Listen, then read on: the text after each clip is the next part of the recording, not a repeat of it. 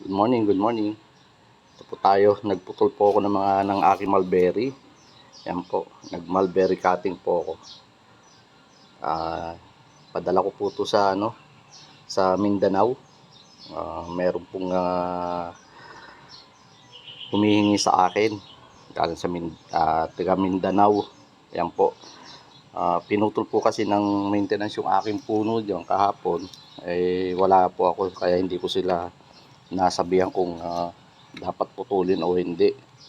Kaya ngayon, pinagpuputol ko na yung mga magugulang na sanga para ipamigay dun sa gusto magtanim na mulberry.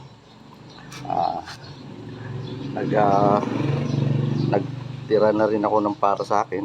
Magre-replant ulit ako. Ganyan mga kasi, yung mga hindi nila alam yung kung alin ang mga importante puno na dapat putulin.